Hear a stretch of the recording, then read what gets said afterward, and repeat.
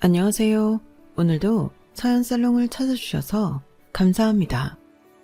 저는 작은 우동집을 하나 운영하고 있는 평범한 자영업자입니다. 평생토록 음식 장사를 해왔는데 장사하다 보면 정말 별의별 인간들을 다 만나게 된답니다. 인사성 좋은 청년부터 귀여운 아기 손님, 그리고 눈살이 찌푸려지는 진상 손님들도 많죠.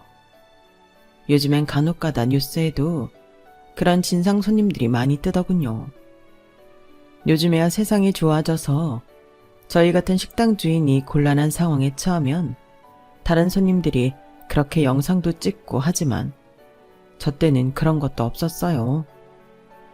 그냥 무조건 참고 손해보고 좋게 넘어갔죠. 그러다 보니 말도 안 되는 나쁜 놈들도 많이 봐왔습니다. 그런데 얼마 전 저는 그때까지 봐왔던 나쁜 놈들과는 비교도 할 수 없을 만큼 심성 자체가 악한 사람을 보게 되었어요. 심지어 제 평생을 알았던 사람인데 전 그걸 얼마 전까지 모르고 있었던 것이죠. 그 충격으로 한동안은 제정신이 아니게 일만 하며 살다가 최근에서야 조금 마음의 여유를 갖게 되었답니다. 제가 겪은 이 기막힌 이야기를 좀 들어주세요. 저는 20살 성인이 막 지나자마자 얼굴도 모르는 남자한테 시집을 가게 되었어요. 제가 살았던 마을은 지금에야 수도권이지만 당시는 그냥 옛날 시골 마을에 불과한 곳이었고 그 당시에는 어른들끼리 자기 자식들 혼인을 그런 식으로 일방적으로 정해주는 경우가 많았거든요. 게다가 전 딸만 7인 집안의 5째 딸이라 성인이 되면 그렇게 결혼을 하게 되리라는 걸 저도 어느 정도는 알고 있었죠. 제 의견이 하나도 들어가지 않는 혼인이라고 해도 웬만하면 좋은 남자를 만나게 되길 바랐지만 제 운명은 그렇게 흘러가지 않았어요. 제 남편은 아주 전형적인 개자식이었습니다. 무심한 아버지가 저에게 얼마나 관심이 없으셨는지 그 인간을 통해 뼈저리게 알 수 있었죠. 남편은 저랑 9살 차이 나는 인간이었는데 낡고 큰 트럭으로 우리 마을과 서울을 오가며 여러 물자를 유통해주던 사람이었어요. 결혼을 한 바로 다음 날부터 제 얼굴은 쳐다도 보지 않았고 애초에 집구석으로 들어오는 날 자체가 별로 없었어요. 거의 매일같이 술을 처마셨고 친구들과 노름을 하다가 돈을 잃게 되는 날이면 들어와서 저에게 분풀이를 해댔죠. 당연히 저희 사이에 아이가 생길 리가 만무했는데 그 인간은 술에 잔뜩 취한 채 저에게 애도 못 낳는 년이라며 온갖 욕을 해댔어요. 이 재수없는 년, 애도 못 낳는 쓸모없는 년. 네가 이 집에 들어오고 나서 일이 더 안 풀려. 하여간 돈도 안 되는 년 같으니라고. 뭐야? 왜 눈을 그따구로 떠? 너도 나 무시하냐? 니까지 것도 나 무시하는 거야? 사실 그 인간도 아이를 가지겠다는 생각 따윈 없었는데도 저는 그런 욕을 들으며 살아야만 했어요. 그리고 나서 그 인간은 서울에 갈 때마다 여자가 있는 술집을 들락거리기까지 했죠. 저도 그 인간에 대한 애정이 요만큼도 없었기에 마음이 아프거나 하진 않았지만 화는 나더군요. 혼자 있는 밤이면 저절로 신세한탄도 하게 되고요. 손바닥만한 방구석에서 저는 차라리 돈이라도 벌자 싶어서 상리를 받아다가 하기 시작했어요. 남편놈이 생활비를 많이 가져다 주는 놈도 아니었거든요. 저는 매일같이 그 인간이 차라리 영영 집에 들어오지 않기만을 바라며 살아가고 있었죠. 그렇게 시집을 온 지 5-6해가 지났을 때였어요. 어느 날 그 인간이 서울에 다녀오더니 조그만 남자애를 데리고 오더군요. 5살 정도 돼 보이는 깡마르고 조그만 아이였죠. 남편놈은 그 아이를 무슨 감자자루 던져주듯이 저에게 보내며 네가 키워라 딱 한마디만 하더군요. 기가 차고 어이가 없었어요. 가타부타 설명하지 않아도 그 인간 아들이라는 건 똑똑히 알 수 있었죠. 남편놈을 거푸집으로 찍어낸 것처럼 아주 똑같이 생겼거든요. 아무리 애정이 없기로써니 부부로서 할 짓이 있고 못할 짓이 있는데 그 인간 같지도 않은 놈은 얼굴 색 하나 변하지 않고 애를 던져놓고는 아무 일 없단 듯 평소처럼 바깥으로 나돌더군요. 남편 하는 꼴만 보면 속에서 천불이 나지만 이제 갓 5살 되었다는 애는 무슨 죄인가 싶어서 그래도 굶기진 않았어요. 그렇다고 살갑게 굴었던 것도 아니었죠. 솔직히 제가 무슨 성모마리아도 아니고 누렁이 밥 주듯 제때 끼니나 챙겨주면 됐지 그 이상 뭘 해줄 이유는 없다고 생각했죠. 남편 아들은 5살짜리 애가 어디서 그렇게 살다 왔는지 벌써부터 눈치를 엄청나게 보더군요. 도무지 애 같지가 않고 벌써 다 큰 애처럼 자기 자리 제대로 정하고 제가 뭐라고 말하지 않아도 알아서 상차림을 돕곤 했는데 솔직히 그 당시에는 그런 모습이 더욱더 정이 안 가더라고요. 달리 말하자면 그 나이에도 똘똘한 아이였던 거죠.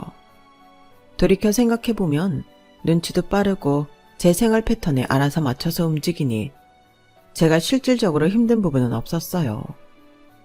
다만 그때까지 남편이 거의 없다시피 혼자 살고 있던 제 입장에서는 서로 한마디도 없이 대면대면한 상태로 모르는 아이와 한 지붕 아래서 사는 것이 영 껄끄러웠던 것이었죠. 제가 상리를 받아와서 일을 하고 있으면 아무 말 없이 얌전히 앉아서 제가 하는 일을 물끄러미 쳐다보는 게 그땐 그렇게 싫더군요. 그래서 아이를 마당으로 내쫓았어요. 남이 일하는 거 쳐다보고 있지 말고 나가서 놀던지 해라. 무슨 내가 놀지도 않고 방구석에만 있니? 어차피 친구가 없어요. 그럼 나가서 만들면 되지. 사람 불편하게 빤히 쳐다보고 있지 말고. 네. 남편 아들은 제가 불편해한다는 걸 금세 눈치채곤 그 이후로는 제가 일하는 동안은 밖에 나가 있었죠. 그렇게 계절이 바뀌고 해가 바뀌는 동안 서로 불편한 동거를 이어갔는데요. 그러던 어느 날이었습니다. 보통은 저녁 늦게 들어오던 남편이 갑자기 대낮에 술에 잔뜩 취한 채로 집에 돌아오는 겁니다.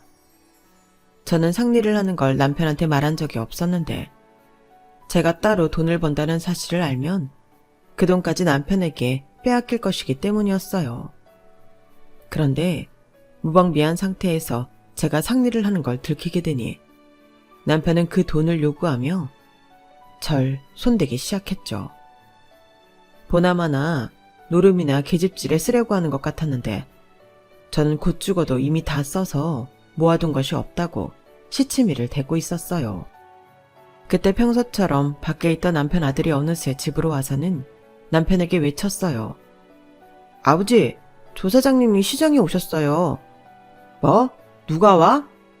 조 사장님이 아버지가 집에 들어오면 찾아온다고 하셨었는데 지금 시장에 오셨어요. 아버지한테 볼 일이 있다고 하시던데 아버지 오셨다고 가서 말씀드릴까요? 조 사장이? 아서라, 됐다. 잠깐 들른 거다, 잠깐.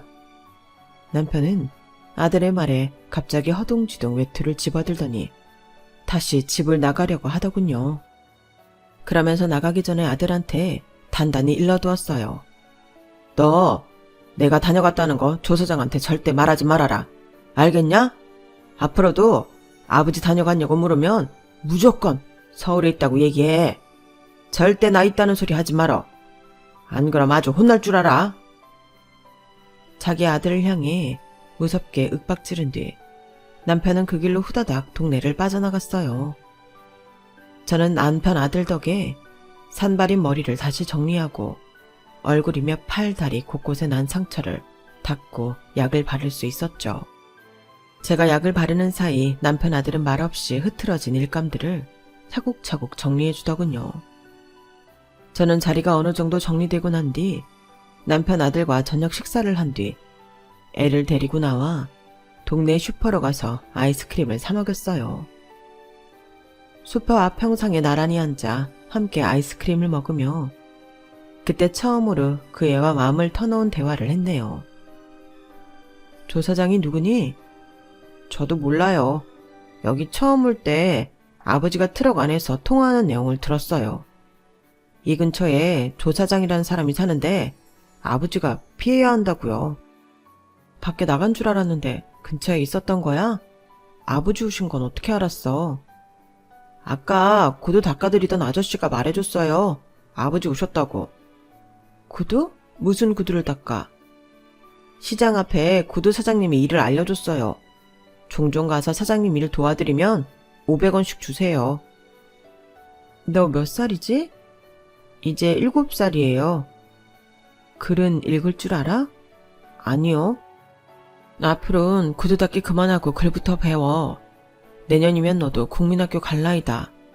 아무리 가난해도 글은 알아야 큰돈 번다. 네. 너 이름이 뭐야? 강대환이요.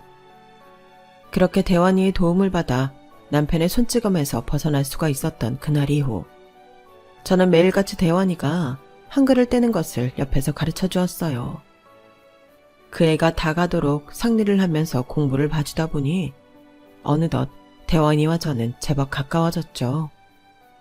가르치면서 느낀 건 제 예상보다도 아이가 훨씬 똑똑하다는 것이었어요. 정말 하나를 가르치면 열을 알더군요. 대환이는 그 기간 동안 단순히 한글만 뗀 것이 아니라 산수도 배우고 상리를 하는 책에 뉴스를 읽어줄 정도로 변했거든요. 어떻게 남편처럼 백정 같은 놈에게서 이런 아이가 나왔는지 귀신이 고칼 노릇이었어요. 조사장인지 뭔지가 남편을 찾는다는 대환이의 거짓말에 그 뒤로 남편이 집에 오는 횟수는 현저히 줄어들어서 저희는 한동안 평화로운 날들을 유지할 수 있었답니다. 그리고 대환이가 막 12살이 되는 어느 겨울 저는 남편의 사망 소식을 듣게 되었어요. 눈이 펑펑 왔던 밤에 여느 때처럼 술에 만취해 있던 남편은 인적이 드문 길거리에서 누워있는 채로 발견되었죠. 넘어진 것인지 그냥 잠이 든 것인지는 모르겠지만 죽은 그 인간의 모습을 보는데도 슬픈 마음은 요만큼도 들지 않았어요. 드디어 끝났구나 하는 안도감과 홀가분함이 느껴졌죠. 장례식장에 찾아올 조문객도 거의 없었기에 저는 3일장도 하지 않고 하룻밤 만에 장례를 다 치러버렸습니다. 의외로 생전에 보험을 들어놓았는지 보험금도 조금 나왔죠. 저는 월드에 살던 다 쓰러져 같은 폐가 같은 집과 남편이 타고 다니던 트럭을 전부 처분했어요. 그리고 그동안 한 푼 두 푼 모아오던 쌈짓돈과 그것들을 다 합쳐 시내에 있는 단칸방을 하나 구할 수 있었어요. 제가 그간 살아오던 터와 모든 것을 그렇게 정리하는 동안 대환이는 예전의 모습으로 돌아가 한마디 말도 없이 제 눈치만 보더군요. 본인 입장에선 그래도 자기 친아버지가 죽은 건데도 장례식 내내 눈물 한 방울 흘리지 않고 계속 의기소침하게 제 동향만 살폈어요. 제가 원래 살던 집에서 있던 짐을 전부 정리하고 이사 준비를 마치는 동안까지도요. 저는 애가 왜 본인 짐은 안 싸고 저러고 있을까 싶었는데 저에게 쭈뼛쭈뼛 다가와서 하는 말에 깜짝 놀랐네요. 아줌마, 저 버리지 말아주세요. 저 공부도 잘하고 살림도 잘하잖아요. 별로 많이 먹지도 않고요. 그게 무슨 말이야? 널 버리다니. 쓸데없는 소리 하지 말고 가서 네 짐이나 싸. 새로 가는 집에는 네 책상도 있을 거야. 대환이는 제 말에 눈을 반짝이더니 후다닥 자기 짐을 챙겨왔어요. 자기 짐이라고 해봤자 조그만 책가방 하나에 전부 들어갈 만큼 적었죠. 후다닥 제 곁에 선 대환이는 저한테 다짐하듯 말하더군요. 저 하나도 귀찮게 안 할게요. 설거지도 빨래도 제가 다 할게요. 고마워요, 아줌마. 됐어, 살림은 내가 해. 넌 공부나 해라. 까불지 말고. 제 말에 대환이는 그제서야 긴장이 풀렸는지 웃으면서 저를 쫄래쫄래 따라왔죠. 제가 괜히 그런 말을 한 게 아니라 저는 정말 그 아이가 좀 아이답게 지내길 바랬어요. 안 그래도 대환이는 이미 제 나이에 맞지 않을 정도로 똑부러지게 제 앞가림을 알아서 척척하는 애였거든요. 다른 아이처럼 학원 같은 곳은 언감생심 꿈도 못 꾸고 학교만 보내는데도 항상 1등을 해오고 제가 잠깐 외출을 하면 설거지도 해놓고 본인 빨래도 알아서 해놓곤 했죠. 동네 사람들 모두가 그런 대환이를 개천에서 난 용이라고 말하곤 했고 저도 그 말에 전적으로 동의했어요. 확실히 머리가 비상한 아이였거든요. 그렇기에 저는 어느새부턴가 대환이가 저나 남편과 같은 인생은 살지 않기를 바라고 있었어요. 갖고 태어난 좋은 머리로 인간답게 살길 바랬죠. 그래서 새로 이사를 간 뒤엔 본격적으로 돈을 벌 자리를 구했습니다. 마침 시내에 일자리가 하나 나왔다는 소식에 저는 한달음에 달려가 그 일을 구했어요. 사람들이 많이 다니는 자리에 있던 우동집이었죠. 시장과도 가까운 거리라서 오며 가며 사람들이 간단하게 후루룩 먹고 가기 좋아 가게는 늘 장사가 잘 됐고 그러다 보니 바쁘게 일을 도와줄 사람이 필요했어요. 일은 늘 고되고 뜨거운 음식 그릇에 여기저기 대기 일쑤였지만 그래도 과부인 제가 일을 시작할 수 있다는 것 자체에 감사하며 열심히 일을 했죠. 그리고 그렇게 해서 번 돈으로 묵묵히 대환이를 키워냈어요. 다른 집 부모들이 하듯 용돈도 주고 가끔 맛있는 음식을 해먹이기도 하면서요. 하루하루 평화로운 나날이 몇 해 동안 이어지던 어느 날 평소처럼 분주하게 일을 하고 있는데 거기가 소란스러운 겁니다. 그 동네가 워낙 작고 동네 사람들끼리 친하게 지내다 보니 무슨 사건이 하나 터지면 삽시간에 소문이 퍼졌거든요. 이번엔 또 무슨 일인가 싶기도 하면서도 너무 바빠서 신경을 못 쓰고 있었는데 사장님이 후다닥 저한테 오셔서 얼른 경찰서에 가보라고 하는 거예요. 자네, 얼른 이거 두고 경찰서부터 가봐. 얼른. 네? 경찰서예요? 갑자기 왜요? 대환이가 거기가 있다잖아. 동네에 삐뚤어진 걔 있지? 철영이, 걔랑 같이 갔대. 얼른 가봐. 얼른. 우리 대환이가요? 우리 애가 그럴 리가 없는데? 대환이가 그럴 리가 없다고 생각하면서도 저는 저도 모르게 정신없이 앞치마를 내려놓았어요. 그 길로 경찰서까지 한달음에 달려갔죠. 경찰서에 도착하니 앉아있는 아이들 얼굴이 전부 가관이더군요. 하마탕 치고받고 싸운 것 같았어요. 그리고 철영이 아빠가 먼저 와 있었는데 계속 한 손으로 저희 대환이 머리를 내리치면서 혼을 내고 있더군요. 그걸 보는데 저도 모르게 욱하는 마음이 들면서 그 사이를 비집고 들어가 철룡이 아빠를 미쳐버리고 철영이 머리를 수차례 내려쳤습니다. 아줌마, 지금 뭐 하는 거야? 그러는 아저씨야말로 뭐 하는 짓이에요? 아저씨가 뭔데 남의 아들 머리를 그렇게 무식하게 내려치냐고요? 누가 누구 아들이라는 거야? 얘가? 누가 부모 없는 애 아니랄까봐 아주 뚫린 입이라고 아무 말이나 했었으니까 그렇지. 얘가 그러래요? 철영이야말로 마을에서 불량스럽다고 소문이 자자한 애인데 그런 애 말만 듣고 지금 남의 애한테 손찌검을 하냐고요. 그러자 곁에서 난처한 표정으로 있던 경찰이 자초지종을 설명해 주셨어요. 그 내용은 이랬어요. 같은 반인 철용이가 대환이한테 커닝페이퍼를 만들어 달라고 먼저 제안을 했답니다. 숙제도 대신 해달라고 했고요. 그런데 대환이가 철용이가 요구하는 것들을 하나도 들어주지 않자 화가 난 철용이가 애들이 있는 앞에서 대환이한테 욕을 퍼부으면서 위협적으로 굴었다더군요.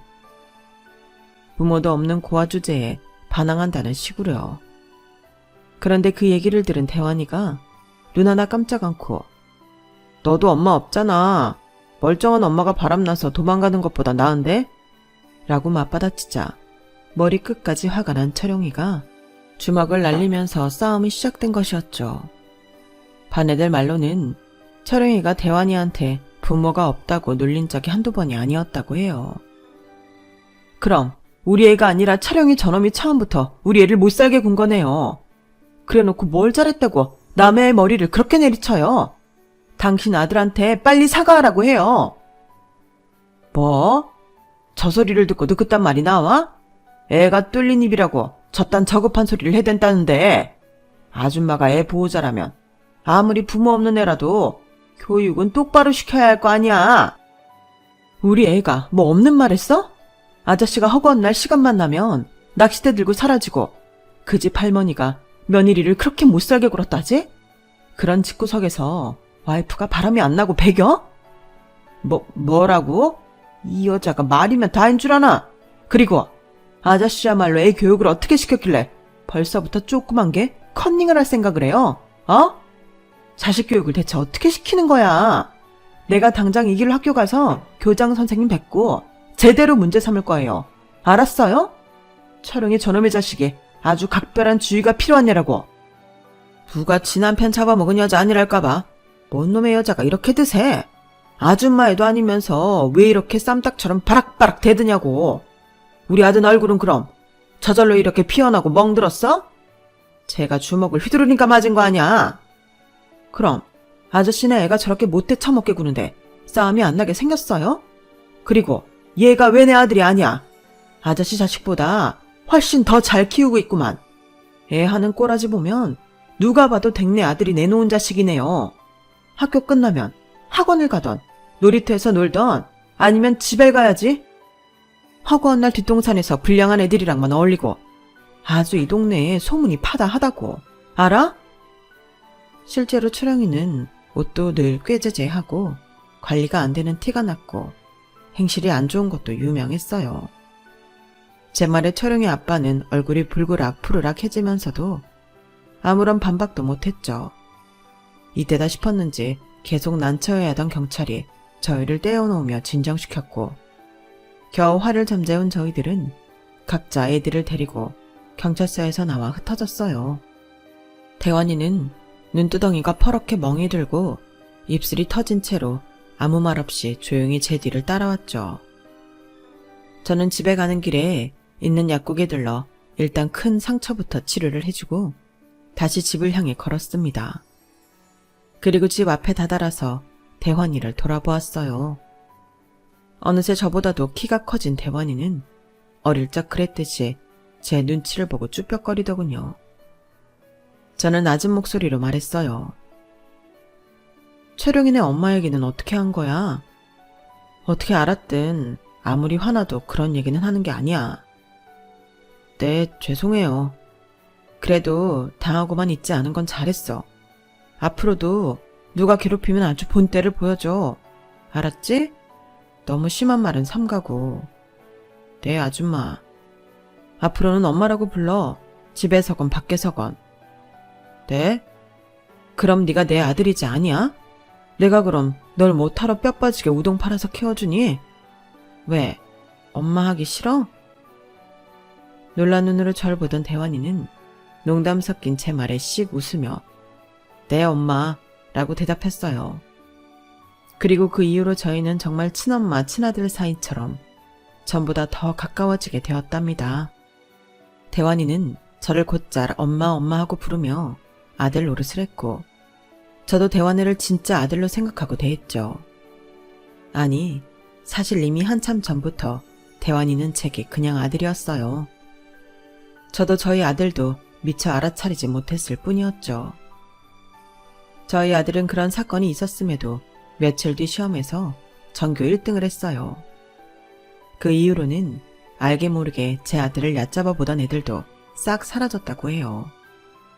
경찰서에서 있었던 일들을 아이들도 다 알았다더군요. 괴롭히는 아이들이 전부 사라지니 아들은 제대로 공부에만 집중을 할 수 있었어요. 전교에서 1등을 하는 것을 넘어 전국 순위를 따져볼 만큼요. 아이가 비범하니 저는 항상 아들에게 꿈을 크게 가지라고 가르쳤는데요. 역시나 제 말을 잘 듣는 저희 아들은 치과 의사가 되고 싶다고 했고 저는 아들의 그 꿈을 이뤄주기 위해서 고등학교 때는 옆 동네에 있는 사립고등학교에 진학시켰습니다. 학비가 일반 학교보다 2배는 더 들어갔지만 제가 조금 더 열심히 돈을 벌면 되니 아들에겐 걱정 말고 공부만 열심히 하라고 했죠. 어떤 부모인들 그렇지 않았겠나요? 고등학교에 올라가면서 아들은 더욱 무서운 기세로 공부를 했어요. 아무래도 공부를 잘하는 학생들이 모여있는 곳이라 그곳에서도 좋은 성적을 유지하려면 더 열심히 해야 했거든요. 덕분에 아들과 둘이 보내는 시간은 현저히 줄어들었죠. 가끔 낯설게 느껴질 정도로 무섭게 공부하던 저희 아들은 결국 치의대에 한 번에 들어가게 되었답니다. 아들이 합격 소식을 알리던 날 저희 2사람은 거의 제정신이 아닐 정도로 비명을 지르며 환호했어요. 엄마, 나 합격이야. 나 합격 떴어. 세상에, 그렇게 들어가기 어렵다는 대학을. 세상에, 우리 아들 너무 축하해. 엄마, 고마워. 이제부터 진짜 시작이야. 내가 꼭 치과 의사 돼서 돈 엄청 많이 벌게. 얘 태환아, 옷 챙겨라. 오늘 하루만큼은 우리 나가서 먹고 싶은 거 실컷 먹자. 남들이 보기엔 그렇게 고가의 음식은 아닐지 모르겠지만 그날 저희는 나름 성대한 파티를 마음껏 즐겼어요. 그동안 아들이 그렇게 고군분투하는 동안 저도 많은 변화가 있었는데요. 제가 오랫동안 일하던 우동집 사장님이 딸과 함께 미국으로 이민을 가게 된 것이었어요. 사장님은 예전부터 저와 제 아들을 딱하게 여기며 이것저것 많이 챙겨주신 분이었는데 이민을 가면서도 가게를 저에게 인수해주고 가셨죠. 사장님과 헤어지는 건 너무 아쉽지만 저희 사정을 생각하면 얼마나 감사했는지 모릅니다. 아들의 학비가 정말 어마어마했거든요. 아들에겐 학비는 하나도 걱정하지 말라고 안심시켰지만 사실 전 이때 처음 대출을 받게 되었어요. 서울로 간 아들은 공부에만 매진하느라 좀처럼 얼굴을 보기가 어려워졌죠. 저 역시 그런 아들의 뒷바라지를 하느라 하루도 쉬지 않고 일을 했습니다. 어려서부터 꿈을 크게 가지라고 가르친 덕인지 아들은 국내 치의대에만 머무르지 않고 미국 유학에도 도전했어요. 솔직히 처음 그 얘기를 들었을 때는 그게 될까 싶었는데 아들은 정말로 미국 대학까지 덥석 붙어버리더군요.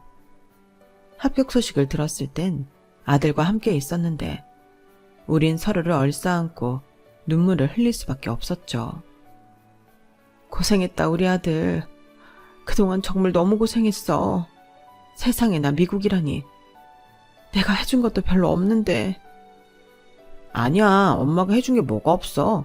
그동안 학비며 생활비, 용돈까지 전부 엄마가 뒷바라지 해준 건데. 고마워 엄마. 내가 정말 크게 성공해서 엄마 꼭 호강시켜줄게. 최대한 빠르게 공부하고 올게. 그런 생각은 말고 넌 그냥 네 공부에만 신경 써. 넌 가서도 분명 잘할 거야. 항상 건강 챙기고. 엄마야말로 너 없어도 건강 잘 챙기고 있어. 내가 여건 되는 대로 종종 올게. 아니, 내가 공부 마치고 자리 잡으면 미국 여행도 다니고 그러자. 아들의 말에 저는 웃으며 끄덕였고 그렇게 머나먼 타국으로 아들을 보냈습니다. 그리고 저는 대출을 한 번 더 받았어요. 거의 다 갚아가던 대출이 도로 다시 생긴 건데요. 그래도 저는 그 돈이 하나도 아깝지가 않았답니다. 미국에 간 아들은 전보다도 더 연락하기가 어려웠어요. 당연히 어려운 공부 중이니 그럴 거라고 생각했죠. 저는 그런 아들의 뒷바라지를 끝까지 할 수가 있었는데 가게를 인수받고 몇 년 뒤에 제가 살던 지역 전체가 재개발이 들어갔기 때문이었습니다. 살고 있던 집도 일하던 가게도 꽤나 큰 돈을 받을 수가 있었죠. 그간의 대출을 다 갚고도 남을 정도로요. 여유가 생기니 살고 있던 단칸방보다 좀 더 넓고 깔끔한 집으로 이사를 갈 수도 있었고 제가 직접 아들을 보러 갈 수도 있었어요. 해외를 나가보는 건 평생에 처음 있는 일이라 떨리기도 했지만 얼마 전에 막 졸업한 아들을 보러 간다는 생각에 들뜬 마음이 들기도 했죠. 그런데 아들이랑 연락이 안 되는 거예요. 처음엔 바빠서 그런가 보다 싶었는데 1년이 지나도 2년이 지나도 연락이 되질 않았어요. 다달이 돈은 계속 보내고 있는데 말이에요. 제가 미국을 잘 알지도 못하고 영어를 할 줄도 모르니 도대체 아들을 어떻게 찾아야 하는지 방법을 모르겠어서 답답해 미칠 지경이었어요. 그렇게 뭘 어쩌지 못하고 있는데 뜻밖에도 저는 예전에 제게 가게를 인수해 주신 우동집 사장님을 통해 아들의 소식을 듣게 되었습니다. 딸과 함께 미국으로 갔다는 말은 들었으나 제 아들과는 아예 동떨어진 곳에 있는 줄 알았는데 얼마 전 사장님 딸이 제 아들을 봤다는 거였어요. 다른 게 아니라 좀 이상해서 말이야. 저번에 우리 딸 경은이가 보스턴에서 대환이를 봤는데 이름도 딴 사람이고 자기는 죽어도 한국에서 태어난 사람이 아니고 재미교포라는 거야. 근데 우리는 알잖아. 어렸을 때부터 맨날 봤던 앤데. 네? 뭐라고요? 대체 그게 무슨 소린지. 걔가 왜 그러는지 모르겠네. 대환이랑 연락은 돼? 아니요. 저도 연락 안 된 지 오래라. 안 그래도 엄청나게 걱정하고 있었어요. 마지막으로 연락했을 때 제가 3년 전에 대환이 졸업했을 때였던 것 같은데 정말 저희 대환이가 확실해요? 그렇다니까. 자네가 얼른 와서 직접 봐봐. 사장님의 말씀에 저는 최대한 빠른 비행기표를 사서 미국으로 넘어갔어요. 말도 제대로 안 통하는 미국 땅에 손바닥만한 영어책을 들고 무작정 찾아간 것이죠. 공항에 나와 있는 사장님과 사장님 딸을 만났는데 두 사람의 표정이 너무나 어두운 겁니다. 절 봐도 계속 난처한 듯한 표정으로 있길래 제가 대체 무슨 일이냐고 재차 물어봤어요. 저의 추궁에 두 사람은 계속 주저하다가 결국 사장님 딸이 제게 본인이 알아본 바를 이야기해 주었습니다. 피학교를 졸업했던 3년 전 아들은 한인타운에 있는 한 치과에서 일을 시작하게 되었는데 일한 지 얼마 되지 않아서 곧바로 의료사고가 났었다고 해요. 믿기 어려웠지만 그 후로 아들은 아예 종적을 감춰버렸고요. 그런데 피해자가 나이도 있고 영어도 잘 못하시는 분이었기에 신고도 늦어지고 경찰도 비협조적이었다고 합니다. 그런 상황에서 얼마 전에 사장님 딸이 보스턴에서 저희 아들을 발견한 것이었죠. 아무리 봐도 이상해서 조사를 해보니 신분도 달라져 있고 부잣집에 장가까지 가서 잘 살고 있다더군요. 작은 사무실에서 일을 시작했는데 머리가 좋고 계산이 빠르니 승진이 빨랐고 평판도 좋으니 그 지역에서 잘 산다고 하는 집의 딸과 결혼까지 했다고요. 이야기를 듣는 내내 저는 멍하기만 했어요. 그런 믿기 힘든 일이 일어났다는 것도 충격적인데 그 사건의 중심에 저희 아들이 있다는 게 무섭기까지 했죠. 그런데 사장님이 한 말에 정신이 번쩍 들었어요. 그 와중에 부잣집 딸을 골랐다니 운도 좋아. 개천에서 난 용이라도 용은 용인 건가? 아니에요. 처음부터 알고 접근했을 거예요. 처음부터? 아무리 걔가 머리가 좋다지만 그게 가능했겠어? 대환이는 어려서부터 다른 사람들에 대한 정보는 엄청 빨리 파악하는 아이였거든요. 얼른 직접 봐야겠어요. 그래도 그 아이를 20년 가까이 키워본 제 입장에서는 바로 촉이라는 게 오더군요. 신분을 숨기면서 그런 부잣집 사이로 들어간다는 게 여간 머리가 좋지 않고서 못할 짓일 텐데 제 아들은 그걸 충분히 해낼 아이였어요. 아들이 있다는 그곳으로 가는 동안 내내 머릿속에서는 수많은 질문들이 떠올랐죠. 대체 왜 이런 짓들을 벌인 건지, 왜 저한테는 아무런 말도 안 했는지 말이에요. 아들이 일하고 있다는 회사로 들어가니 거기 있던 사람이 누굴 찾아왔는지 묻는 것 같았어요. 저는 사장님 딸이 건네주었던 서류 속 아들의 사진을 보여주었죠. 그러더니 그 사람이 들어가서 대환이를 찾는 것 같더군요. 안쪽 저 멀리서 대환이가 일어나는 게 보였는데 때마침 어떤 한국인이 들어가더니 한국말로 대환이랑 얘기하는 게 들려왔죠. 앞에 어떤 아주머니 와 계신데 누구야? 아는 분이야? 우리 집에서 일하는 식모야. 대환이 너? 제가 그 말에 화가 나서 불쑥 모습을 드러내자 대환이는 귀신이라도 본 것 마냥 눈이 휘둥그레지면서 창백하게 질렸어요. 그 와중에도 그 표정이 정말 상처더군요. 그런데 대환이는 그 와중에도 한국인 동료를 신경 쓰면서 절 진짜 식모처럼 대했어요. 아주머니, 일단 나가서 얘기합시다. 나오세요. 뭐? 아주머니? 너 그동안 이런 식으로 사기치고 살라고 내가 뒷바라지 한 줄 알아? 한국인 동료도 저를 말리려고 다가오는데 저는 그 사람한테 제가 들고 온 서류를 전부 넘겨버렸어요. 그리고 말도 안 통하겠지만 사무실이 쩌렁쩌렁 울리도록 외쳤습니다. 제가 얘 애미 되는 사람이에요. 얘가 미국으로 날아가더니 의료사고도 치고 신분 세탁도 하고 사기 결혼까지 했답니다. 선생님들, 제가 가져온 서류 보세요. 지금 다들 속고 계신 거예요. 제가 넘긴 서류를 본 동료의 표정은 심각해지고 다들 무슨 일인가 싶어서 다가왔어요.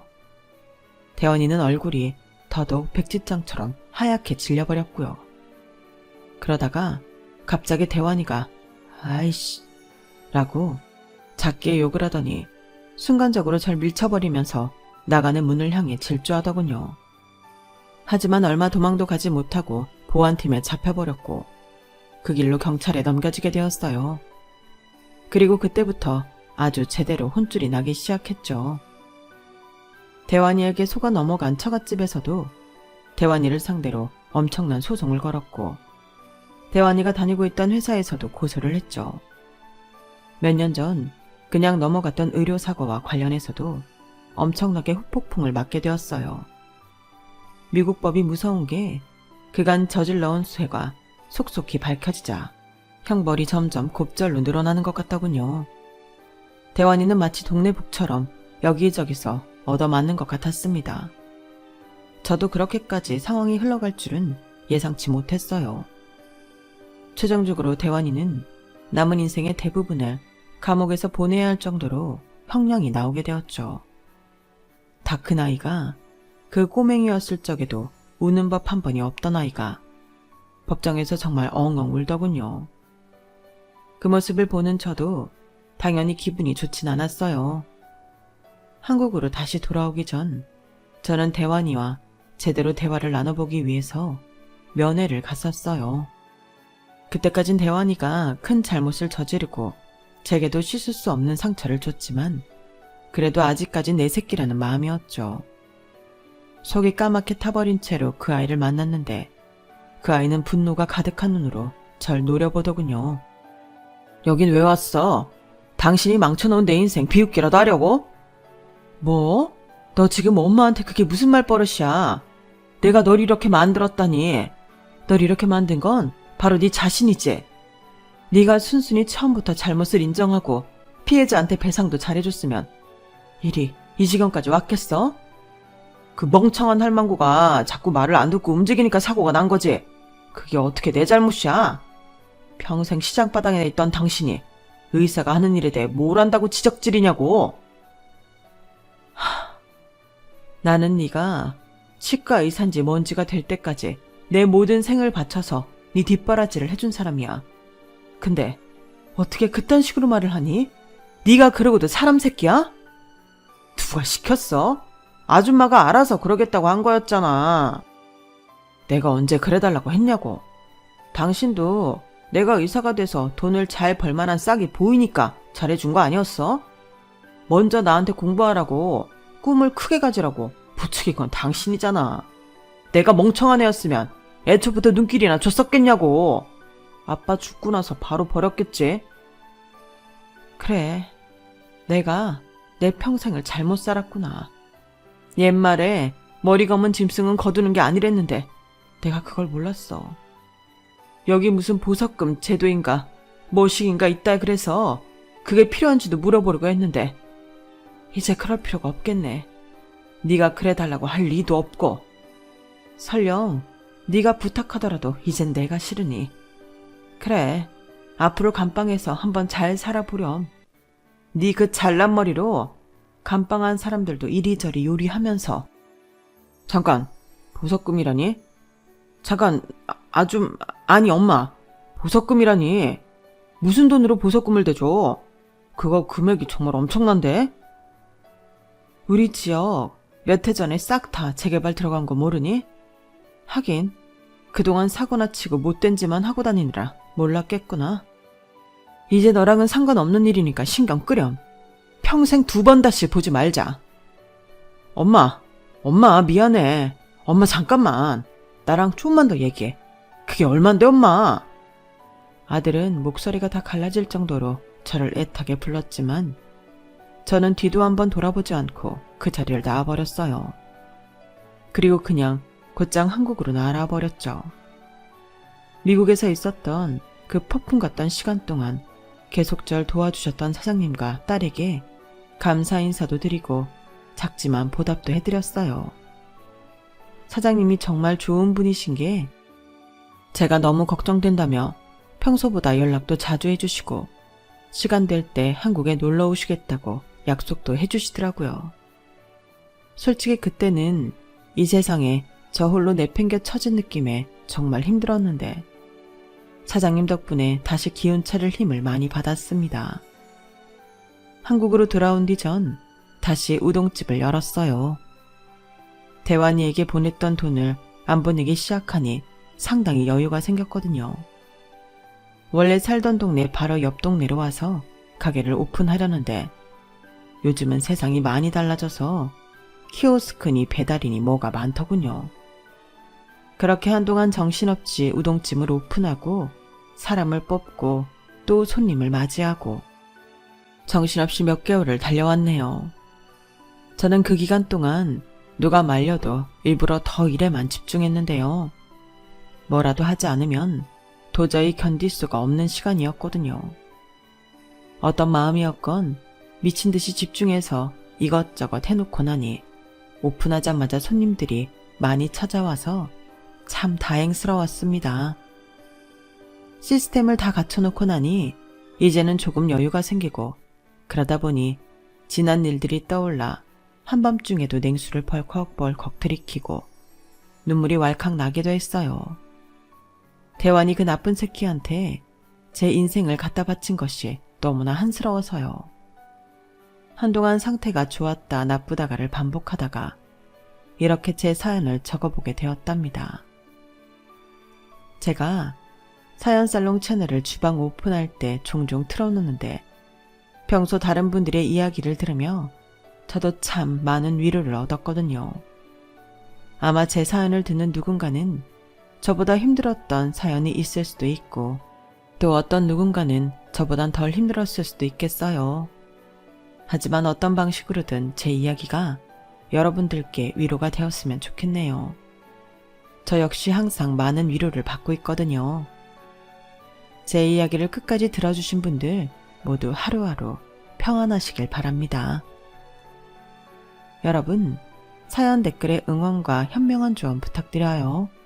좋아요와 구독은 저에게 큰 힘이 됩니다. 오늘도 좋은 일 가득하세요.